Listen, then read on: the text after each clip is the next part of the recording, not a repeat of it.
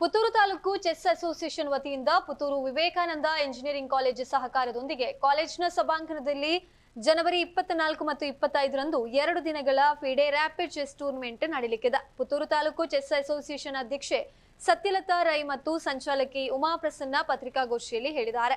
ಅಂತಾರಾಷ್ಟ್ರೀಯ ದರ್ಜೆಯ ಪಂದ್ಯಾಟ ನಡೆಯಲಿದ್ದು ಈ ಮಾದರಿಯ ಚೆಸ್ ಟೂರ್ನಮೆಂಟ್ ಪುತ್ತೂರಿನಲ್ಲಿ ಮೊದಲ ಬಾರಿ ಆಯೋಜನೆಯಾಗ್ತಾ ಇದೆ. ಸುಮಾರು 300ಕ್ಕಿಂತಲೂ ಅಧಿಕ ಆಟಗಾರರು ಭಾಗವಹಿಸುವಂತಹ ನಿರೀಕ್ಷೆ ಕೂಡ ಇದೆ. ಇದು ಫಿಡೆ ರೇಟಿಂಗ್ ಪಂದ್ಯಾವಳಿ ಆಗಿರುವುದರಿಂದ ಆಟಗಾರರಿಗೆ ತಮ್ಮ ಫಿಡೆ ರೇಟಿಂಗ್ ಹೆಚ್ಚಿಸಿಕೊಳ್ಳಲು ಉತ್ತಮ ಅವಕಾಶವನ್ನ ಕಲ್ಪಿಸಲಿದೆ. ಪುತ್ತೂರು ಮಾತ್ರ ಅಲ್ಲದೆ ದಕ್ಷಿಣ ಕನ್ನಡ ಜಿಲ್ಲೆ, ರಾಜ್ಯದ ನಾನಾ ಭಾಗ ಮತ್ತು ಪಕ್ಕದ ಕೇರಳದಿಂದಲೂ ಕೂಡ ಆಟಗಾರರು ಭಾಗವಹಿಸಲಿದ್ದಾರೆ. 5 ವಯೋಮಾನಗಳ ವಿಭಾಗ ಮತ್ತು ರೇಟಿಂಗ್ ವಿಭಾಗದಲ್ಲಿ ಟೂರ್ನಮೆಂಟ್ ನಡೆಯಲಿದೆ. ಒಟ್ಟು 3 ಲಕ್ಷ ರೂಪಾಯಿ ಮೊತ್ತದ ನಗದು ಬಹುಮಾನ ಹಾಗೂ 109 ಟ್ರೋಫಿಗಳು ಬೇರೆ ಬೇರೆ ವಿಭಾಗಗಳ ವಿಜೇತರಿಗೆ ಸಿಗಲಿಕ್ಕಿದೆ. ಒಟ್ಟು 9 ಸುತ್ತುಗಳಲ್ಲಿ ಪಂದ್ಯಾಟ ನಡೆಯಲಿಕ್ಕಿದ್ದು ಎಲ್ಲಾ ಆಟಗಾರರು ಎಲ್ಲಾ ಸುತ್ತುಗಳಲ್ಲೂ ಆಟ ಆಡಬೇಕಾಗುತ್ತೆ. ದೂರದಿಂದ ಬರುವ ಆಟಗಾರರಿಗೆ ಅಗತ್ಯ ಬಿದ್ದಲ್ಲಿ ವಸತಿ ಹಾಗೂ ಆಹಾರದ ವ್ಯವಸ್ಥೆ ಕೂಡ ಮಾಡಿಕೊಡಲಾಗುತ್ತೆ. 24ರಂದು ಬೆಳಿಗ್ಗೆ ಉದ್ಘಾಟನಾ ಸಮಾರಂಭ ನಡೆಯಲಿಕ್ಕಿದ್ದು 25ರಂದು ಸಂಜೆ ಸಮಾರೋಪ ಸಮಾರಂಭ ನಡೆಯಲಿಕ್ಕಿದೆ ಎಂದು ವಿವರಿಸಿದ್ರು. ಚೆಸ್ ಆಟಗಾರ ವಿದ್ಯಾರ್ಥಿಗಳ ಹೆತ್ತವರು ಸೇರಿಕೊಂಡು 2020ರಲ್ಲಿ ಪುತ್ತೂರು ತಾಲೂಕು ಚೆಸ್ ಅಸೋಸಿಯೇಷನ್ ಎಂಬ ಸಂಸ್ಥೆ ಆರಂಭಿಸಿದ್ದಾರೆ. ಈಗಾಗಲೇ ಪುತ್ತೂರಿನಲ್ಲಿ ಅನೇಕ ಪಂದ್ಯಾಟಗಳನ್ನು ಆಯೋಜಿಸಿದ್ದೇವೆ. ಆದರೆ ಇದೇ ಮೊದಲ ಬಾರಿಗೆ ಅಂತಾರಾಷ್ಟ್ರೀಯ ದರ್ಜೆಯ FIDE open rapid chess tournament ನಡೀತಾ ಇದೆ. All India chess federation, Karnataka state chess academy ಮತ್ತು ದಕ್ಷಿಣ ಕನ್ನಡ ಚೆಸ್ ಅಕಾಡೆಮಿ ಸಂಸ್ಥೆಗಳ ಅಡಿಯಲ್ಲಿ ಪುತ್ತೂರು ತಾಲೂಕು ಚೆಸ್ ಅಸೋಸಿಯೇಷನ್ ಕಾರ್ಯಾಚರಿಸ್ತಾ ಇದೆ ಎಂದರು. ಇನ್ನು ಪತ್ರಿಕಾಗೋಷ್ಠಿಯಲ್ಲಿ ಪುತ್ತೂರು ತಾಲೂಕು ಚೆಸ್ ಅಸೋಸಿಯೇಷನ್ ಕಾರ್ಯದರ್ಶಿ ದಾಮೋದರ್ ಕನಜಲ್, ಕೋಶಾಧಿಕಾರಿ ಡಾಕ್ಟರ್ ಎಸ್.ಎಂ. ಪ್ರಸಾದ್, ಸದಸ್ಯ ದಿನೇಶ್ ಪ್ರಸನ್ನ ಉಪಸ್ಥಿತರಿದ್ದರು. ಐಡಿ ನಂಬರ್ ಏನು ನಮಗೆ ರಿಜಿಸ್ಟ್ರೇಷನ್ ನಂಬರ್ ಅಂತ ಬರ್ತದಲ್ಲ ಮಾಮೂಲು, ಅದೇ ತರ ಫಿಡೆ ಐಡಿ ಅಂತ ಬರ್ತದೆ. ಅದು ಒಂದೇ ಥ್ರೂ ಔಟ್ ದ ವರ್ಲ್ಡ್. ನಾವು ಇವತ್ತು ಇಲ್ಲಿ ಆಡಿ ನಾಳೆ ಫಾರಿನಲ್ಲಿ ಹೋಗಿ ಆಡಿ ನಮ್ಮ ಐಡೆಂಟಿಫಿಕೇಶನ್ ಹೆಸರಲ್ಲ ಆ ನಂಬರ್ನ ಮೂಲಕ. ಯಾಕೆಂದ್ರೆ ಒಂದೇ ನೇಮ್ನವರು ಎಷ್ಟೋ ಜನ ಇರ್ಬೋದು, ಬಟ್ ಐಡೆಂಟಿಫೈ ಮಾಡೋದು ಫಿಡೆ ಐಡಿ. ಅದರ ಮೂಲಕ ನಮ್ಮ ಐಡಿಯನ್ನು ಮಾಡಿ ನಂತರ ರೇಟಿಂಗ್ ಅನ್ನ ಇನ್ಕ್ರೀಸ್ ಮಾಡಿ, ನಮ್ಮಿಂದ ದೊಡ್ಡವರನ್ನು ನಾವು ಸೋಲಿಸಿದ್ರೆ ನಮಗೆ ರೇಟಿಂಗ್ ಆ್ಯಡ್ ಆಗ್ತದೆ, ನಮ್ಮಿಂದ ಚಿಕ್ಕವರೊಟ್ಟಿಗೆ ಸೋತ್ರ ಮೈನಸ್ ಆಗ್ತದೆ. ಆ ರೀತಿ ನಾವು ರೇಟಿಂಗ್ ಅನ್ನ ಇನ್ಕ್ರೀಸ್ ಮಾಡ್ತಾ ಹೋಗ್ತೀವಿ. ರೇಟಿಂಗ್ ಅಲ್ಲಿ ಚಿಕ್ಕವರು ಏಜ್ ಲೆಕ್ಕ ಬರೋದಿಲ್ಲ, ನಮಗೆ ರೇಟಿಂಗ್ ಅನ್ನ ಮಾಡೋದು. ಮತ್ತೆ ಇನ್ನೊಂದು ಏನು ಅಂತ ಹೇಳಿದ್ರೆ, ಇಷ್ಟರವರೆಗೆ ಇಲ್ಲಿ ಪುತ್ತೂರಲ್ಲಿ ನ್ಯಾಷನಲ್ ಲೆವೆಲ್ ಮಾಡಿಲ್ಲ, ಸ್ಟೇಟ್ ಲೆವೆಲ್ ನಾವೇ ಮಾಡಿದ್ದು 2 ವರ್ಷದ ಹಿಂದೆ. ಸ್ಟೇಟ್ ಲೆವೆಲ್ ಮಾಡಿದ್ದೆ, ನ್ಯಾಷನಲ್ ಆಗಲಿ ಇಂಟರ್ನ್ಯಾಷನಲ್ ಲೆವೆಲ್ ಆಗಬೇಕು. ಯಾಕಂದ್ರೆ ಅದಕ್ಕಷ್ಟು ನಾರ್ಮ್ಸ್ ಉಂಟು. ಆರ್ಬಿಟರ್ಸ್ ಅಂತ ಇರ್ತಾರೆ, ಚೀಫ್ ಆರ್ಬಿಟರ್, ಕ್ವಾಲಿಫೈಡ್, ಅದು ಇಂಥ ಎಕ್ಸಾಮ್ ಪಾಸ್ ಆಗಿರ್ಬೇಕು, ಅವರು ಮಾತ್ರ ರೆಫ್ರಿ ಆಗಲಿಕ್ಕಾಗ್ತದೆ. ಯಾರೇ ಬಂದು ರೆಫ್ರಿ ಮಾಡಿದ್ದು ಅವರು ಇಂಥದ್ದೇ ಲೆವೆಲ್ನವರು ಮಾಡಬೇಕು. ಸೊ ಅದು ಬೇಕಾಗ್ತದೆ. ಹಾಲ್ಗಳಲ್ಲಿ ಇಂಥದೇ ಇರಬೇಕು. ಸೊ AC ಹಾಲ್ ಅನ್ನು ಅದಕ್ಕೋಸ್ಕರ ನಾವು ವಿವೇಕಾನಂದವನ್ನು ಅಪ್ರೋಚ್ ಮಾಡಿದ್ರೆ ಅವರು ನಮಗೆ ಸಹಕಾರ ಕೊಡ್ತಾ ಇದ್ದಾರೆ. ಸೊ AC ಹಾಲಲ್ಲಿ ಮಾಡ್ತಾ ಇದ್ದೀವಿ. ಸ್ಟ್ಯಾಂಡರ್ಡ್ಸ್ ಅನ್ನು ಮೇಂಟೈನ್ ಮಾಡಬೇಕು.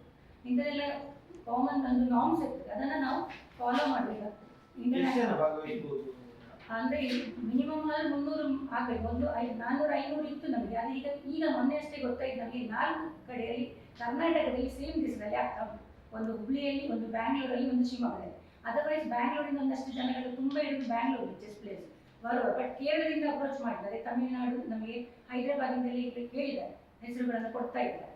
ಸೊ ಹಾಗಾಗಿ 300ರಿಂದ ಮಿಕ್ಕಿ ನಿರೀಕ್ಷೆ ಮಾಡ್ತಾ ಇದ್ದೇವೆ. ಈಗ ಒಂದು 170ರವರೆಗೆ ಆಗಿದೆ. 23rd class ಅಲ್ಲ? ಹಾ, 23rd class. ಬೇರೆ ರೇಟಿಂಗ್ 1250 ಸ್ಟಾರ್ಟಿಂಗ್ ಇತ್ತು, 1700 ಇದೆ ಅಂದ್ರೆ ಮೊದಲು ರಿಜಿಸ್ಟ್ರೇಷನ್ ಮಾಡುವಾಗ.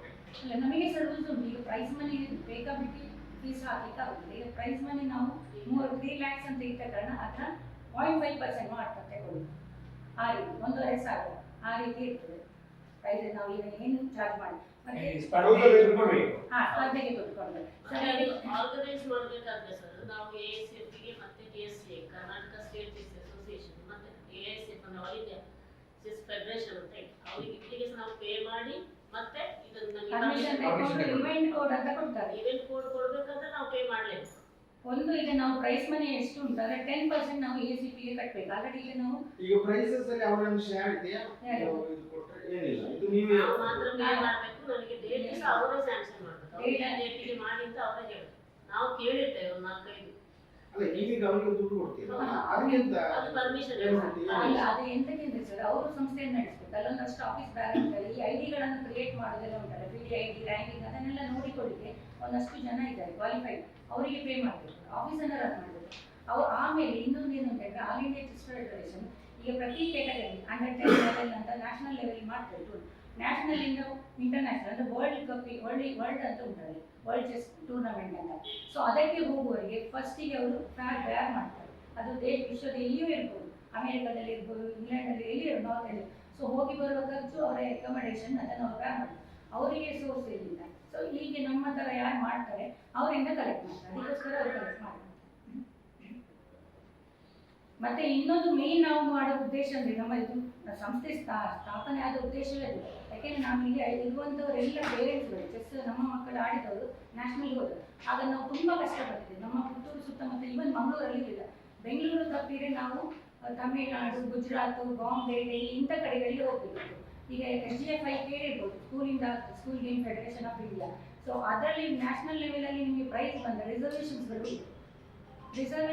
ಸಿಗ್ತಾ ಇರ್ತದೆ. ಸೊ ಅದು ಆಗಬೇಕು ಅಂದರೆ ಸರ್ ಬನ್ನಿ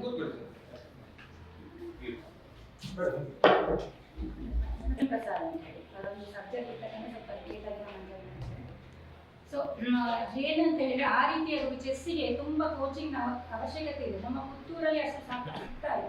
ಮತ್ತು ನಮ್ಮಲ್ಲಿ ಒಳ್ಳೊಳ್ಳೆ ನಮ್ಮ ಮಕ್ಕಳ ಕಾಲದಲ್ಲಿ ಒಂದಷ್ಟು ಮಕ್ಕಳು ಆಡ್ತಿದ್ರು, ಬಟ್ ಅವ್ರು ಮುಂದೆ ಹೋಗಲಿಲ್ಲ. ಯಾಕೆ ಅಂತ ಹೇಳಿದ್ರೆ ಇಲ್ಲಿ ಇಲ್ಲ, ಒಂದೋ ಬೆಂಗಳೂರು ಹೋಗ್ಬೇಕು ಅಥವಾ ದೂರದವರು ಚೆನ್ನೈ ಇರ್ಬೋದು, ಚೆನ್ನೈಯಲ್ಲಿ ಜಾಸ್ತಿ ಉಂಟು.